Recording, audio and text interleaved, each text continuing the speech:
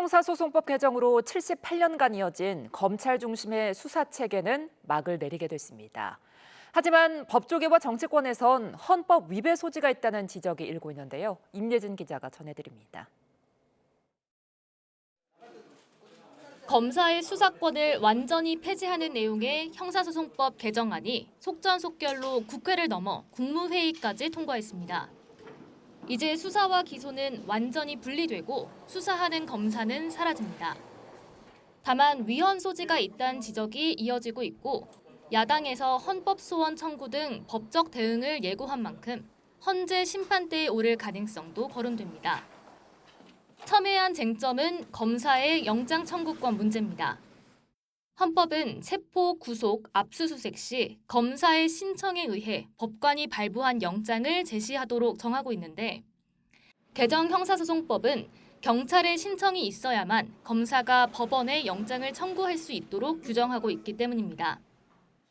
이 때문에 대검은 지난달 설명 자료를 통해 해당 조항이 헌법상 검사의 영장 청구권을 형해화한다고 비판하기도 했습니다. 비슷한 논란은 지난 2022년 이른바 검수완박 법안이 통과됐을 때도 불거졌습니다.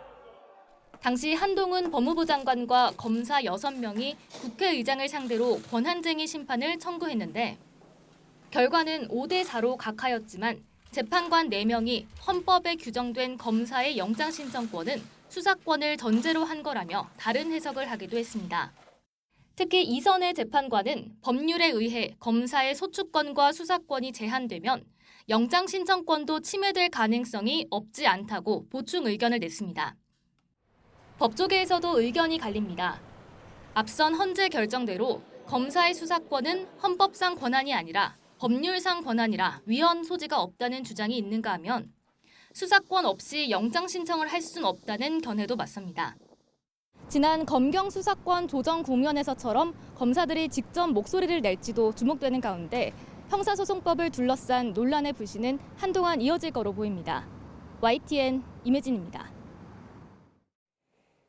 검사 수사권 전면 폐지를 담은 형소법 개정안 시행을 2달여 앞두고 검사가 참여하는 합동수사본부 존폐 문제가 쟁점으로 떠올랐습니다.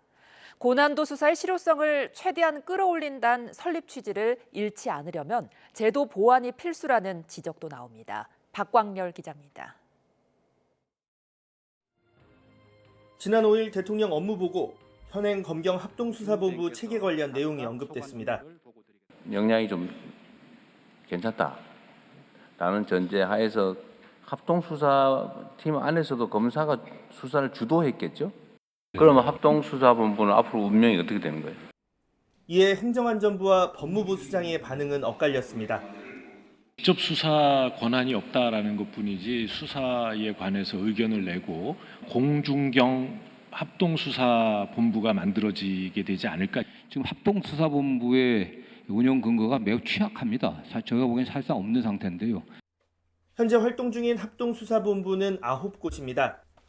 금융증권, 마약, 의약범죄처럼 여러 기관이 전문성을 살려 협업할 필요가 있거나 정교유착, 성관이 비리 의혹처럼 국민 관심이 큰 사안이 대상입니다.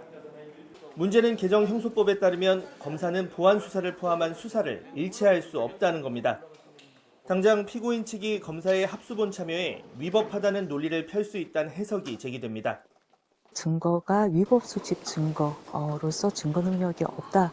더 나아가서 공소제기 절차가 법률 규정에 위반되어 무효다라고 주장할 수가 있고 일각에선 검사의 법률 자문, 즉 의견 제시로 역할을 제한해 운영하는 걸 대안으로 거론합니다.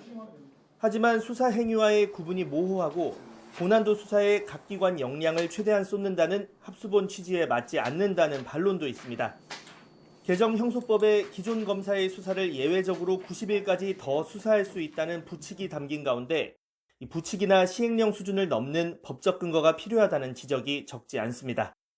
YTN 박광렬입니다.